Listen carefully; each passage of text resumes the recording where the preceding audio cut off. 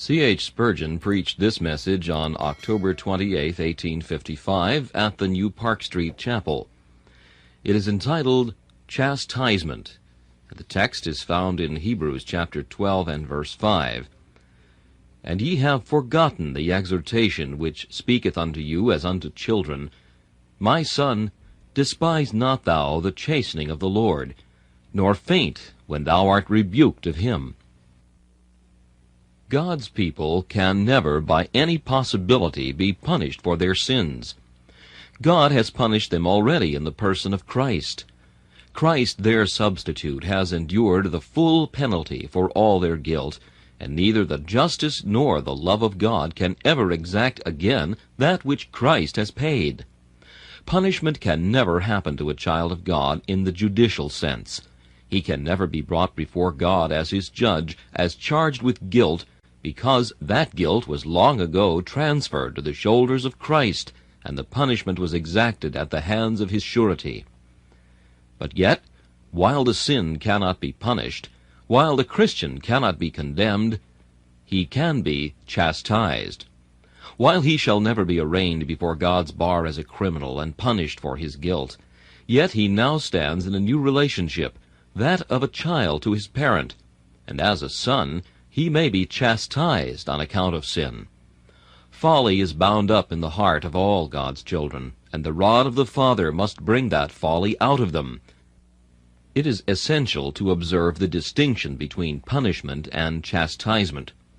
Punishment and chastisement may agree as to the nature of the suffering.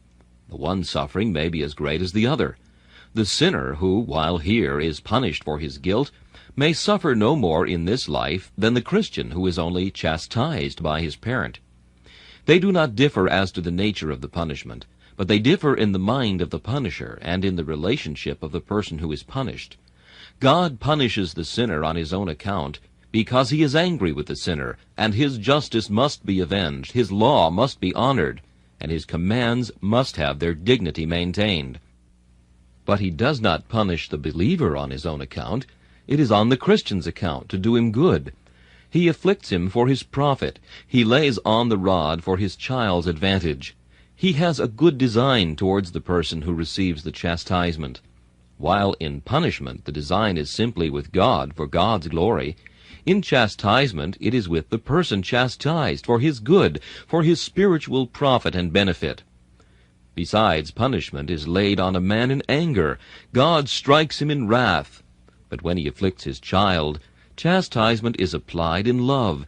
His strokes are, all of them, put there by the hand of love. The rod has been baptized in deep affection before it is laid on the believer's back. God doth not afflict willingly, nor grieve us for naught, but out of love and affection, because he perceives that if he leaves us unchastised, we shall bring upon ourselves misery 10,000-fold greater than we shall suffer by his slight rebukes and the gentle blows of his hand. Take this in the very starting, that whatever thy trouble or thine affliction, there cannot be anything punitive in it. Thou must never say, Now God is punishing me for my sin. Thou hast fallen from thy steadfastness when thou talkest so. God cannot do that. He has once for all done it. The chastisement of our peace was upon him, and by his stripes we are healed. He is chastising thee, not punishing thee. He is correcting thee in measure. He is not smiting thee in wrath. There is no hot displeasure in his heart. Even though his brow may be ruffled, there is no anger in his breast. Even though his eye may have closed upon thee, he hates thee not. He loves thee still. He is not wroth with his heritage, for he seeth no sin in Jacob, neither iniquity in Israel, considered in the person of Christ. It is simply because he loves you, because ye are his sons, that therefore he chastises you. Peradventure this morning I may have some within these walls who are passing under the chastening hand of God. It is to them that I shall have to speak. You are not all of you in trial, I know. No father chastises his whole family at once. It is so seldom that God afflicts his people after all, compared with their faults, that we must not expect to find in this congregation perhaps 1/2 of the children of God passing under the rod of the covenant. But if you are not under it now, you will have to pass under it some time or other in your life. so that what we may say, if it be not profitable to you in present circumstances, yet, if it treasured up and recollected, it shall be fetched out in some future time, when the wine will not have lost its flavor by keeping, but have improved thereby, and you will find it a bottle of cordial to your spirit, useful to your heart. There are two dangers against which a person under the chastising hand of God should always be very careful to keep a strict lookout. They are these: My son, despise not thou the chastening of the Lord. That is one. On the other hand, neither faint when thou art rebuked of him. Two evils. The one is despising the rod, and the other is fainting under it. Evils always hunt in couples. Sins always go in a leash. It is a marvelous thing that there are always to be found two evils side by side. We have said sometimes extremes are dangerous, and for this reason, that one evil has its opposite, which is equally a hurtful thing. Take this: there is a haughty pride which laughs at the rod. On the other hand, there is a foolish faintness which faints under it. I have found through life that there is always a Scylla and a Charybdis, a rock on the one side and a whirlpool on the other, between which it is dangerous to steer. On the one hand, we are tempted to feel that we can do something and to trust in our works, and if we try to shun that, we run into sloth and leave off doing anything. At times we get proud of what we have accomplished, and in seeking to avoid that, we become despairing and desponding. There are always two evils on the opposite side of one another. The way of righteousness is a difficult pass between two great mountains of error, and the great secret of the Christian life is to wind his way along the narrow valley. God help us so to do. We will point out the two this morning. The first evil to which the chastened Christian is liable is this: he may despise the hand of God. The second is that he may faint when he is rebuked. We will begin with the first. My son, despise not thou the chastening of the Lord. This may be done in 5 ways, and in discussing the subject I shall propose the remedy for each of these as we pass along. First, a man may despise the chastening of the Lord when he murmurs at it. Ephraim is like a bullock unaccustomed to the yoke.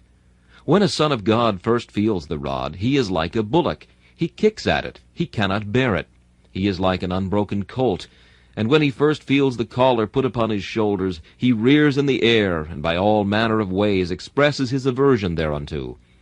The first time a child of God receives a blow from his father's hand, he may possibly turn round upon his own tender father and murmur at him, Why ought I to have this? Why am I thus punished and afflicted?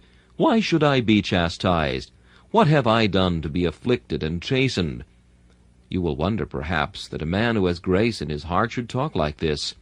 But in reality, we do say so, not with the words of our lips, but with the thoughts of our hearts. For we sit down and say, I am the man who hath seen affliction. I am the man more tried and troubled than others. No one is ever chastened as I am.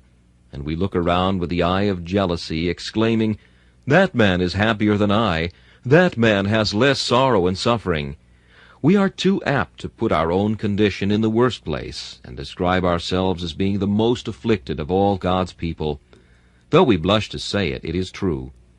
There are murmurers in the midst of Israel now, as well as in the camp of Israel of old.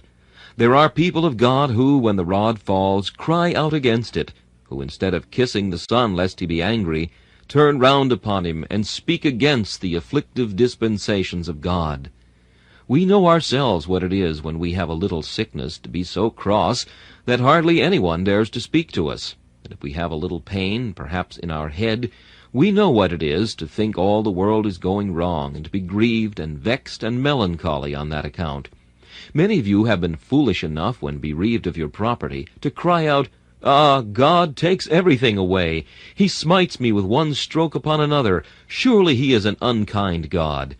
And you have felt, when you have lost your friends, that you could not say, The Lord gave, and the Lord hath taken away. Blessed be the name of the Lord.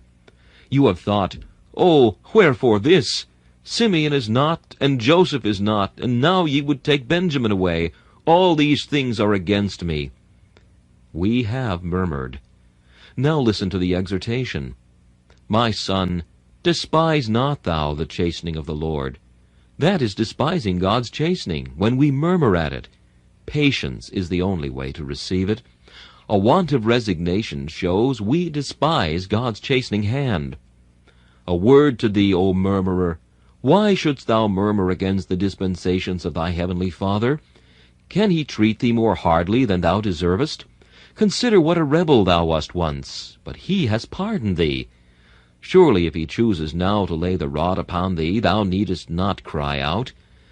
Hast thou not read that amongst the Roman emperors of old it was the custom, when they would set a slave at liberty, to give him a blow upon the head, and then say, Go free.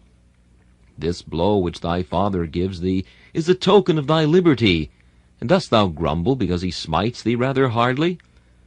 After all, are not his strokes fewer than thy crimes, and lighter than thy guilt? Art thou smitten as hardly as thy sins deserve? Consider the corruption that is in thy breast, and then wilt thou wonder that there needs so much of the rod to fetch it out?